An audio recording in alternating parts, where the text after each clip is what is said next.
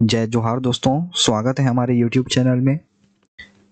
आज मैं लेके आ गया हूँ आप लोगों के लिए आपके सारे डाउट्स से रिलेटेड जो है यहाँ पे आज हम बात करने वाले हैं। ठीक है, आप लोगों ने पिछले वीडियो पे स्वामी आत्मानंद बिलासपुर का जो चयन सूची आया है उससे रिलेटेड बहुत सारे यहाँ पे जो है क्वेश्चंस आप लोगों ने पूछे हैं कमेंट्स के माध्यम से, तो उनका रिप्लाई आज मैं वीडियो के माध्यम से करने वाला हूं। तो आप लोग लास्ट तक बने रहिएगा, आप लोगों का जो भी डाउट होगा वो सारी डाउट्स आज क्लियर हो जाएंगे। ठीक है, चलिए देखते हैं। सबसे पहला कमेंट लेते हैं यहाँ पे आभा जी का। तो यहाँ पे बोल रहे हैं कि डीवी के लिए कोई नोटिफिकेशन नहीं आया था।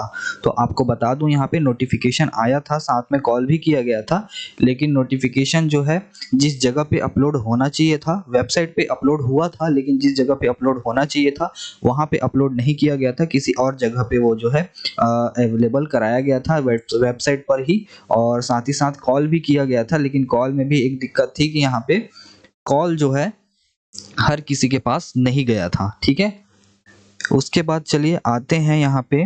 तो ये पूछे हैं राजा जी, पूछ रहे हैं कि चयन सूची में अनारक्षित वर्ग में SC ST OBC जनरल सबका नाम क्यों है। तो आपको बता दूं यहाँ पे वो जो श्रेणी है वो अनारक्षित श्रेणी है। ठीक है, उसमें जो है अनारक्षित यानी कि कोई भी रिजर्वेशन वहां पे नहीं है, यानी कि सभी कैटेगरी के अभ्यर्थी वहां पे आएंगे। ठीक है, वहां पे सिर्फ जनरल नहीं लिखा गया है, वहां पे अनारक्षित लिखा गया है, यानी कि वो आरक्षित श्रेणी नहीं है, वहां पे सारे कैटेगरी के अभ्यर्थियों को लिया जाएगा। ठीक है, मेरिट के बेसिस पे। ओके, अगर आप समझ गए होंगे तो अच्छी बात है। यहाँ पे फिर ये पूछ रही है पूजा साहू जी, सैलरी गवर्नमेंट जैसे रेगुलर वालों को मिलता है वैसे ही मिलेगा क्या, ये पूछ रही है नारायणपुर वाला जो भर्ती निकला था उसमें। तो आपको बता दूं पूजा साहू जी, इसका जो भर्ती प्रक्रिया है वो पूर्ण हो चुका है। ठीक है, और सैलरी की बात रही तो सैलरी जो है स्टेट गवर्नमेंट के जैसी ही यहाँ पे भी सैलरी दी जाती है। चलिए आते हैं उसके बाद स्वाति ध्रुव जी पूछ रही हैं, सर जी ये भर्ती ओनली 1 ईयर के लिए है ना, प्लीज सर रिप्लाई। तो यहाँ पे आपको बता दूं ये जो भर्ती है लगभग आज से 4 साल पहले ही स्वामी आत्मानंद स्कूल यहाँ पे चालू हो चुके हैं। ठीक है, और जो सबसे पहले जब आत्मानंद भर्ती निकाली गई थी, स्कूल खोला गया था, उस टाइम पे जिन्होंने भी संविदा बेसिस पे ज्वाइनिंग लिया है अभी तक उनको किसी को भी नहीं निकाला गया है। ठीक है, किसी भी टीचर को वहां से नहीं निकाला गया है, किसी भी प्यून को, किसी भी लेक्चरर को, किसी भी सहायक शिक्षक को, लैब अटेंडेंट को, लाइब्रेरियन को, किसी को भी वहां से नहीं निकाला गया है।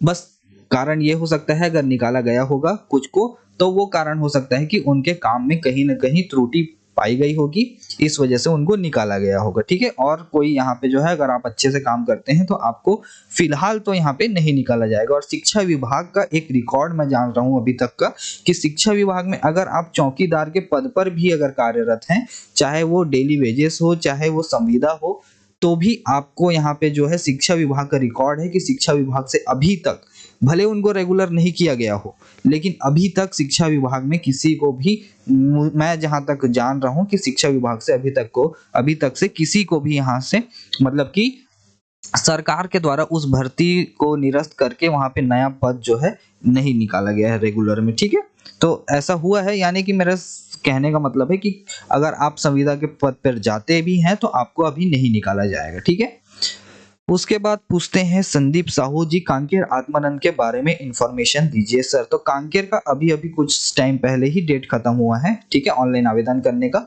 तो इसके लिए थोड़ा सा वेट कीजिए। अब आचार संहिता 15 से 20 के आसपास लगने का जो है खबर आ रहे हैं यहाँ पे, तो हो सकता है कि आचार संहिता में ये भर्ती फंसेगी और ये जो लिस्ट है आचार संहिता के बाद ही आ पाए, या फिर ऐसा भी हो सकता है कि पात्र सूची जारी कर दे और उसके बाद यहाँ पे आचार संहिता लग जाए। ठीक है, अभी इसमें कुछ भी नहीं कहा जा सकता एकदम एग्जैक्ट। ठीक है, उसके बाद कहते हैं ललित सोनकर जी यहाँ पे, सर वेटिंग लिस्ट वालों को काउंसलिंग में जाना है कि नहीं। तो आपको बता दूं वेटिंग लिस्ट वालों को यहाँ पे काउंसलिंग में नहीं जाना है, जो चयनित अभ्यर्थी हैं उन्हीं को ही यहाँ पे काउंसलिंग के लिए बुलाया गया है। और चयनित अभ्यर्थी अगर किसी कारणवश नहीं भी जा पाते हैं काउंसलिंग में, तो भी उनको किसी ना किसी स्कूल में पद स्थापना दी जाएगी। ठीक है, लेकिन वहां पे काउंसलिंग अगर जाते हैं काउंसलिंग में, तो अपने हिसाब से आप जो है स्कूल चूज कर पाएंगे। और अगर काउंसलिंग में नहीं जाते हैं तो जो स्कूलों में रिक्त पद बचेंगे उस स्कूल में आपका पद स्थापना कर दी जाएगी। ठीक है,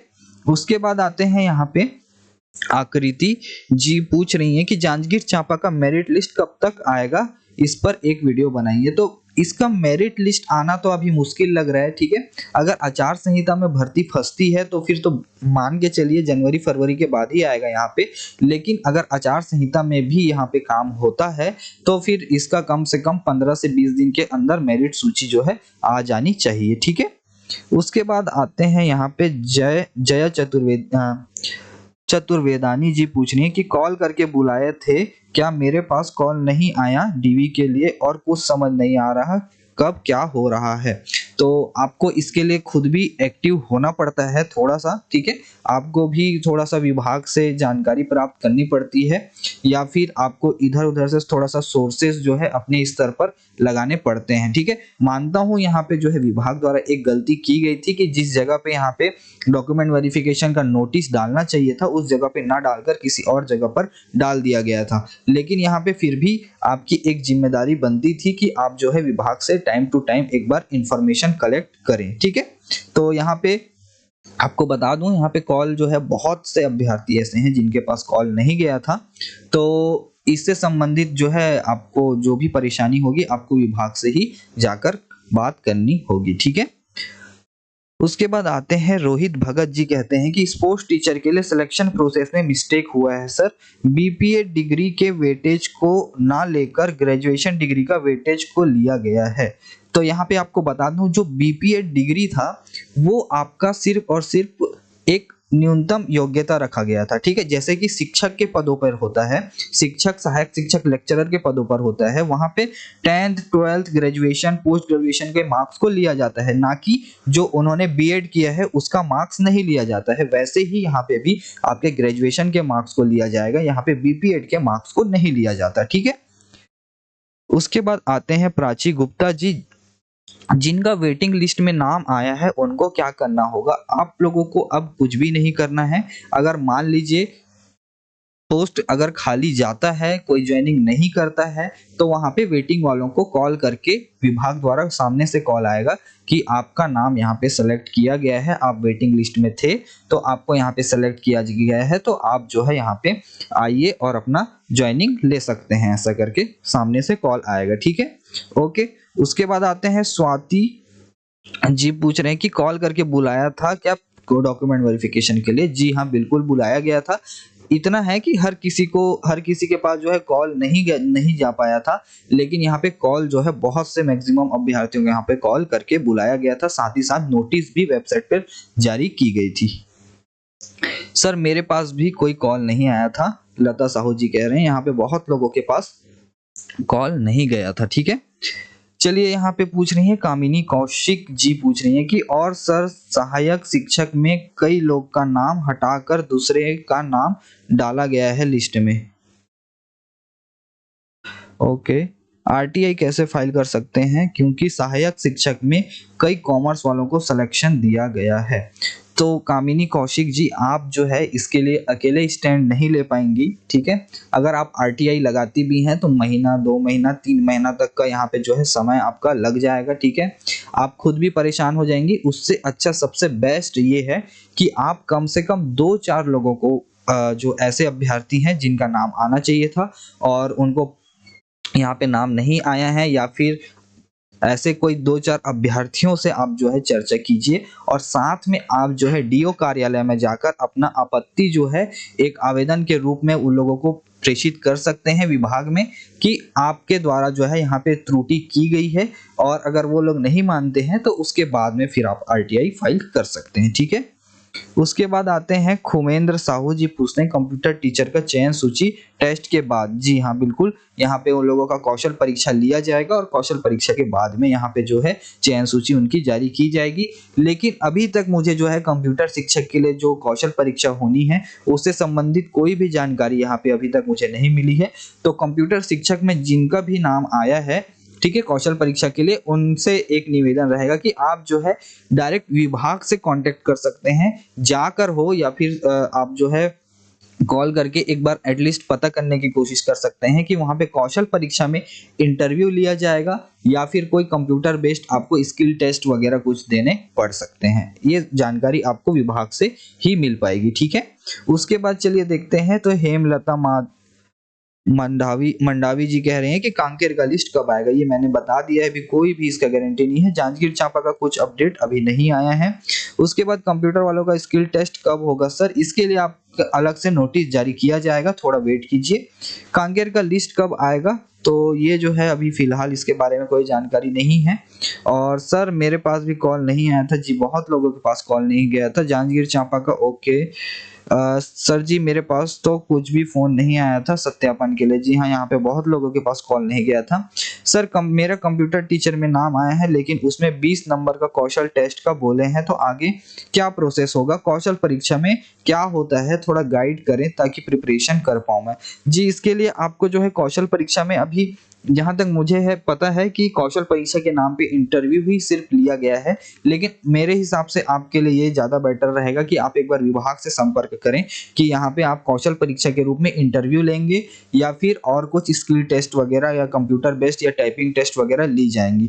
क्योंकि यहाँ पे मैं आपको साफ साफ बताना चाहता हूँ, आप भले ही कंप्यूटर टीचर के पद पर नियुक्त होंगे स्वामी आत्मानंद विद्यालय में, लेकिन यहाँ पे आपको और भी अन्य काम करवाए जाते हैं, ठीक है, कंप्यूटर टीचर्स को। जैसे कि यहाँ पे अभी एक नया जो है सरकार द्वारा लागू किया गया है, वो परख का एग्जाम वगैरह है ना, या अपार आईडी वगैरह, ये सब सारी चीजों में जो है कंप्यूटर टीचर का जो है इन्वॉल्वमेंट होता है।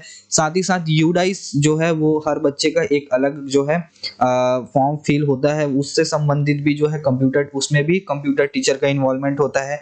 थोड़े बड़े जो ऑफिशियल जो वर्क्स होते हैं उसमें भी जो है कंप्यूटर टीचर से जो है हेल्प ली जाती है संस्था द्वारा, ठीक है। सिर्फ वहां पे जो है कंप्यूटर टीचर पढ़ाने का ही काम नहीं करते हैं, साथ साथ उनको ये सारे काम भी जो है संबंधित संस्था द्वारा करवाए जाते हैं, ठीक है। उसके बाद देख सकते हैं यहाँ पे जो है रवि जी पूछ रहे हैं कि सर मेरा नाम इंग्लिश टीचर में भी था, बट मैं ओनली सोशल साइंस टीचर के डीवी में गया और इंग्लिश टीचर में वेटिंग लिस्ट नहीं है क्योंकि ओनली 3 स्टूडेंट ही एलिजिबल हैं। अगर कोई काउंसलिंग में नहीं गया तो क्या अदर्स को चांस मिलेगा? जी नहीं, यहाँ पे आपको मैं बता दूं, अगर आप वहां पे डॉक्यूमेंट वेरिफिकेशन में गए होते तो आप जो है यहाँ पे इंग्लिश टीचर के लिए सिलेक्टेड में होते, मानकर चलिए, क्योंकि यहाँ पे सिर्फ और सिर्फ 3 लोगों का ही जो है सिलेक्शन किया गया है। तो ऐसा सब होता है। और जो है टीचर्स के लिए जो इंग्लिश टीचर था उसमें जो है एक बहुत बड़ी त्रुटि मुझे जो है देखने को मिली है यहाँ पे, ठीक है। कुछ अभ्यर्थियों ने कमेंट भी किया था और कमेंट के माध्यम से मुझसे क्वेश्चंस भी किए थे, तो वहां पे मुझे जो है त्रुटि एक नजर आई कि यहाँ पे एक बार मैं आपको हो सके तो लिस्ट दिखा देता हूं, ठीक है। ये है आपका शिक्षक शिक्षक सहायक शिक्षक दस्तावेज परीक्षण सूची, ठीक है ना। तो यहाँ पे मैं आपको दिखाता हूँ, शिक्षक अंग्रेजी का है ये। यहाँ पे आप देख पा रहे होंगे मैक्सिमम लोगों को यहाँ पे अपात्र किया गया है, ठीक है। यहाँ पे देख पा रहे होंगे अपात्र अपात्र, ठीक है। यहाँ पे अनुपस्थित थे कुछ लोग, यहाँ पे अपात्र एक आपको पात्र मिलेगा, ये दूसरा पात्र मिलेंगे, और ये तीन पात्र थे और ये तीनों का सिलेक्शन हो चुका है। बाकी सारे अपात्र और अनुपस्थित रहे, और जो उपस्थित भी रहे उनके साथ क्या हुआ कि उन्होंने जो है स्नातक में अंग्रेजी साहित्य विषय नहीं था, यानी कि वो बीएससी किए हुए होंगे या बीकॉम किए हुए होंगे, ये सारे सब्जेक्ट्स के साथ उन्होंने ग्रेजुएशन कंप्लीट किया होगा, और वो जो है सोचे कि उनका वो जो है पात्र है उस पद के लिए, ठीक है। सोचे फॉर्म फिल कर दिया, इसमें कोई रोक भी नहीं सकता था उनको। लेकिन परेशानी वाली बात ये है कि यहाँ पे सिर्फ और सिर्फ जो मेरिट के अभ्यर्थी थे उन्हीं को यहाँ पे डॉक्यूमेंट वेरिफिकेशन में बुलाया गया। अब डॉक्यूमेंट वेरिफिकेशन में मेरिट के अभ्यर्थियों को बुलाया गया, 8 पोस्ट था जहां तक मुझे पता है शिक्षक अंग्रेजी का। 8 पोस्ट में सिर्फ 3 लोग जो है यहाँ पे पात्र पाए गए, तीनों का चयन हो गया, बाकी 5 पोस्ट तो रिक्त चले गए। तो जो वेटिंग वाले हैं, ठीक है, वेटिंग वाले भी यहाँ पे कहां से आएंगे? जो इन्होंने डॉक्यूमेंट वेरिफिकेशन कराया है वो वेटिंग में आएंगे।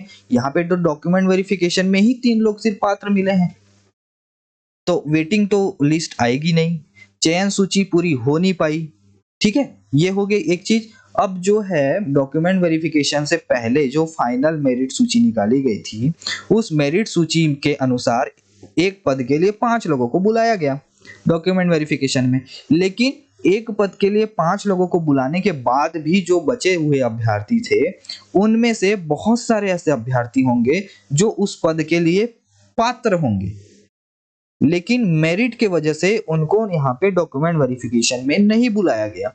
और यहाँ पे आप लोग देख ही पा रहे होंगे कि 8 पोस्ट में सिर्फ 3 लोगों ने ही ज्वाइनिंग लिया है।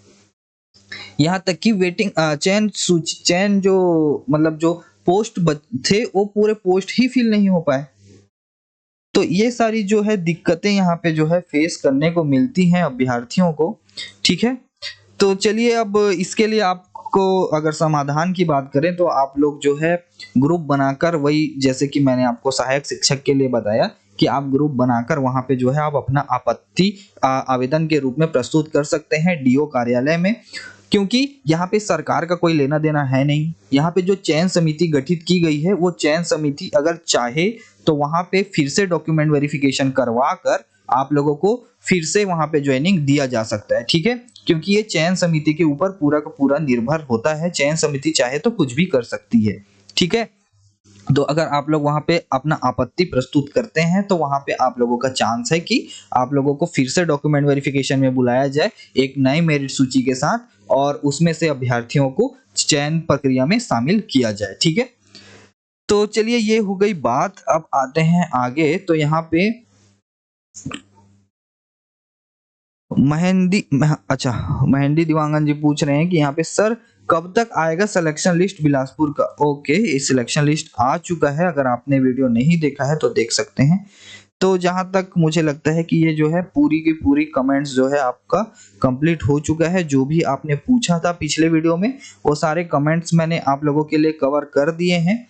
तो दोस्तों अगर वीडियो पसंद आया होगा तो वीडियो को लाइक शेयर कमेंट जरूर से कर दीजिएगा और चैनल को सब्सक्राइब करना ना भूलें। और आप लोगों को बता दूं, और अगर फिर भी कोई डाउट होता है तो आप मुझे कमेंट्स कीजिए, इस वीडियो के नीचे कमेंट कीजिए, या फिर आप हमें टेलीग्राम चैनल हो इंस्टाग्राम में हो कहीं पे भी मैसेज कर सकते हैं। कोशिश करेंगे कि आपका रिप्लाई कर पाए। ठीक है, तो मिलते हैं दोस्तों अगले वीडियो में, तब तक के लिए धन्यवाद।